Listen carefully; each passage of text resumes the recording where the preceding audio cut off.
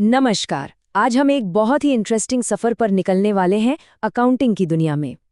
हम एक कंपनी की कहानी के जरिए उसके पहले दिन के लेन-देन से लेकर साल के आखिर की फाइनल रिपोर्ट तक पूरी की पूरी अकाउंटिंग प्रक्रिया को स्टेप बाय स्टेप समझेंगे। देखिए, हमारा काम ही यही है कि हम मुश्किल से मुश्किल चीज़ों को एकदम सिंपल कहानियों में बदल दें। तो अगर आपको ये तरीका पसंद आता है तो हमारे साथ इस सफ़र पर बने रहने के लिए सब्सक्राइब करना मत भूलिएगा। तो हमारी इस कहानी के 5 मेन हिस्से होंगे। सबसे पहले हम जर्नल में कंपनी की रोज की कहानी लिखेंगे। फिर लेजर में उस कहानी के किरदारों को अलग-अलग छांटेंगे। इसके बाद ट्रायल बैलेंस से सब कुछ चेक करेंगे कि हिसाब सही है या नहीं। फिर हम पता लगाएंगे कि कंपनी ने कितना मुनाफा कमाया और आखिर में बैलेंस शीट के साथ कंपनी की पूरी फाइनेंशियल पिक्चर देखेंगे। तो चलिए, कहानी शुरू करते हैं। हमारा पहला चैप्टर है जर्नल। अब ये जर्नल क्या है? इसे आप कंपनी की एक पर्सनल डायरी समझिए। एक ऐसी डायरी जिसमें पैसों से जुड़ा हर छोटा बड़ा काम जिस तारीख को होता है उसी तारीख को सबसे पहले लिख लिया जाता है। अच्छा, जर्नल में जो भी हम लिखते हैं ना, उसे कहते हैं जर्नल एंट्री। और यहाँ एक बहुत ही कह सकते हैं मजेदार नियम काम करता है, डबल एंट्री सिस्टम। इसका सीधा सा मतलब है कि हर लेनदेन के दो असर होते हैं। अगर कुछ आया है तो कहीं से तो आया होगा, है ना? एक को हम कहते हैं डेबिट और दूसरे को क्रेडिट।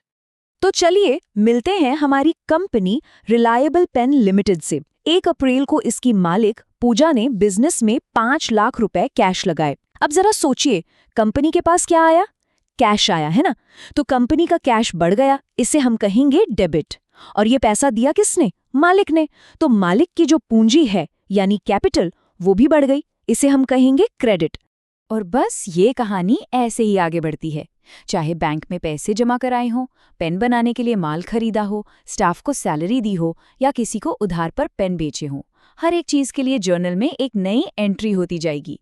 ये कंपनी की रोज की कहानी लिखती जाती है, एक एक करके। तो अब हमारी डायरी यानी जर्नल तो भर गई है, लेकिन इसमें सब कुछ मिक्स्ड है। अब टाइम है थोड़ी साफ सफाई करने का, इसे ठीक से जमाने का। ठीक वैसे ही जैसे हम अपनी अलमारी में शर्ट्स, पैंट्स सबके लिए अलग अलग जगह बनाते हैं। अकाउंटिंग में इसी अलमारी को कहते हैं लेजर। चलिए देखते हैं ये कैसे काम करता है। अब जर्नल से एक एक एंट्री उठाकर लेजर के सही खाने में डालने को कहते हैं पोस्टिंग। याद है वो पूजा वाले 5 लाख रुपए? तो हम कैश का एक अलग खाता बनाएंगे और उसकी डेबिट साइड में 5 लाख लिख देंगे, और फिर कैपिटल का एक खाता बनाकर उसकी क्रेडिट साइड में 5 लाख लिख देंगे। देखा, इस तरह हर एंट्री अपने सही घर में पहुंच जाती है। और जब हम जर्नल की सारी एंट्रीज को ऐसे ही उनके सही सही खातों में डाल देते हैं, उसके बाद हम हर एक खाते का टोटल करते हैं, ये देखने के लिए कि आखिर में उसमें कितना बैलेंस बचा है। इसी को कहते हैं क्लोजिंग बैलेंस। मतलब साल के आखिर में कैश कितना, बैंक में कितना और बाकी सब कितना कितना है। ओके, तो अब हमारे पास हर अकाउंट का फाइनल बैलेंस तो आ गया है, पर क्या हम श्योर हैं कि हमसे कोई गलती नहीं हुई, कोई नंबर इधर उधर तो नहीं हो गया? बस इसी चीज को चेक करने के लिए हम एक बहुत जरूरी लिस्ट बनाते हैं, जिसे कहते हैं ट्रायल बैलेंस। देखिए, ट्रायल बैलेंस का काम बहुत सीधा है। ये बस एक सवाल का जवाब ढूंढता है, क्या हमारे सारे डेबिट बैलेंसेस का टोटल हमारे सारे क्रेडिट बैलेंसेस के टोटल के बराबर है?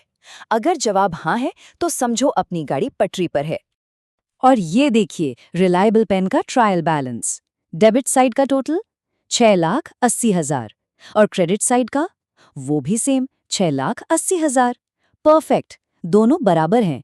इसका मतलब है कि हिसाब किताब में कोई जोड़ घटाने की गलती तो नहीं है। अब हम कहानी में आगे बढ़ सकते हैं। हिसाब तो हमारा मैच हो गया, लेकिन अब आता है असली और सबसे मजेदार सवाल। भाई, कंपनी ने कुछ कमाया भी या नहीं?